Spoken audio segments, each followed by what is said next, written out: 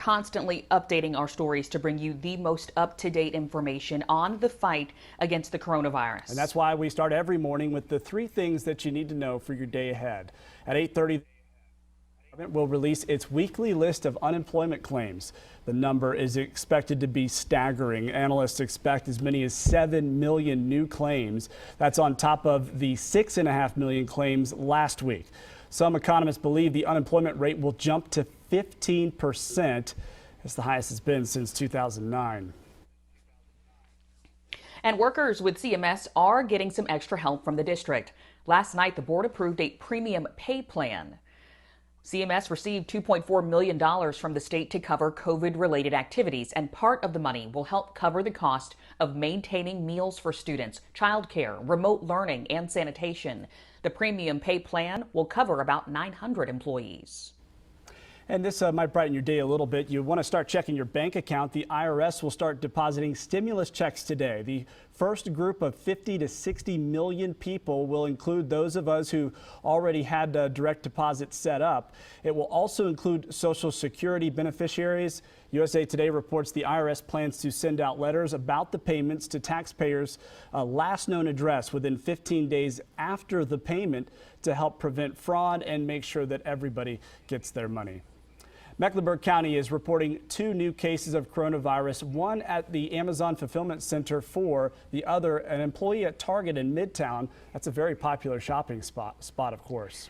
It is. An Eyewitness News reporter Anthony Castori is live for us just outside of that location with the steps this store is now taking to protect shoppers and the new guidance from the CDC on essential workers. Anthony? And Brittany, health experts say essential workers are at a significantly higher increase of contracting COVID-19. The Target company says that it has notified all of its employees and it has taken several steps to clean and sanitize this store here in Midtown. The store managers also told us they are working with the health department. They're taking a number of steps to move forward, and they will continue to pay the employee while they're in quarantine.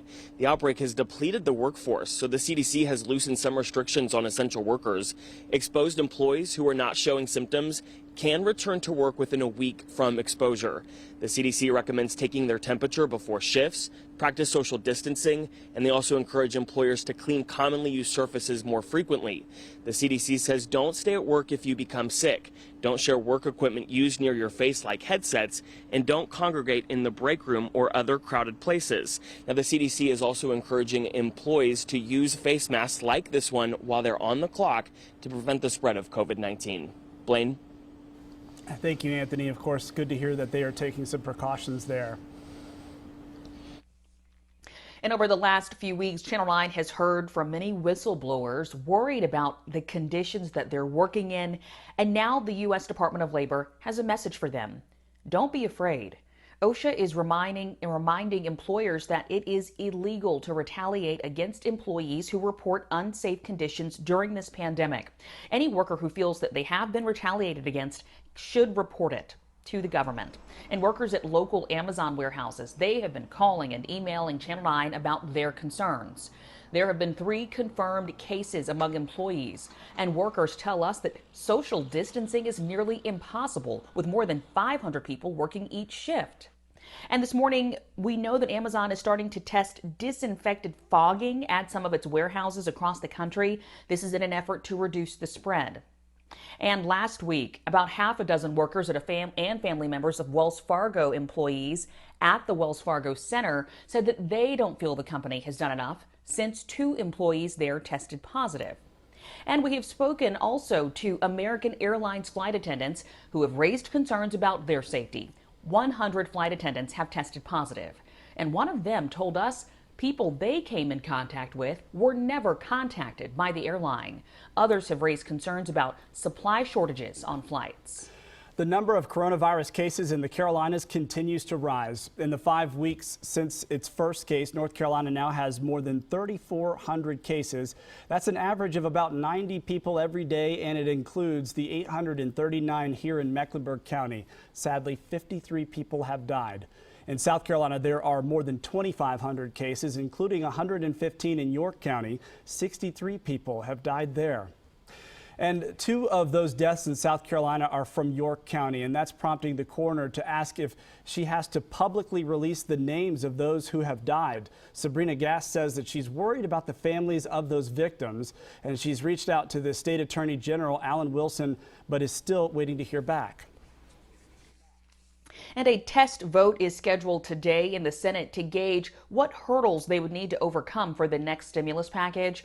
The White House wants an additional $250 billion for small businesses. Democrats want $100 billion for more protective gear for hospitals and another $150 billion for food stamps and aid to state and local governments. President Trump has said that he is opposed to those plans. North Carolina lawmakers are preparing for a recession because of the coronavirus outbreak. The state budget director says the outbreak is paralyzing the state's economy, but the full extent of the damage may not be known for some time. One problem is a delay in tax filings that will lead to a cut in revenue. That could be offset by the $2 billion the state expects to get from the stimulus. The state budget office is asking all the agencies in the state to track their extra spending and look for ways to save money. After this week's stock market rebound, some may be wondering if they should pull money out of the stock market while prices are higher. Channel 9 anchor Damani Lewis spoke with financial advisor David Neely, and he says that there's one thing investors should do right now before they sell in this volatile market. From a position of fear, a lot of times people will try to sell at the bottom of the market to try to stop the bleeding, as it were. When you do that, you lock in your losses. If you've lost 10, 15, 20% of your portfolio and you sell at that position, now that loss is permanent. So I would recommend before you sell to speak with your personal advisor. Neely says the first federal stimulus package the president signed will be key to getting the country back on track. He says it's critical for small businesses to get back on their feet in order for the economy to pick back up. Now, every 10 minutes during the morning, we're bringing you traffic updates. They've been vastly different than just a month ago. We've got so many businesses and schools closed. That means many of us are not driving as much. Well, overnight, we've learned that another insurance company is now refunding customers for driving less. Geico is now giving some customers 15% off of their premiums. It is costing the company $2.5 billion. Earlier this week, we also told you Allstate and American Family are also refunding some of those premiums. And airline workers are upset that they still have to work, but the airlines need to operate in order to get their cut of the nearly $2 trillion stimulus package. The Federal Department of Transportation just released their final order on the bare minimum of flights weekly that airlines have to offer nationwide. At Charlotte Douglas, American Airlines would only be required to offer 5 flights a week out of Charlotte. Experts say that it is unlikely that American would decrease flights that much, but passengers should prepare for a whole new reality. There are going to be less flights. There's going to be less demand. You may have to connect.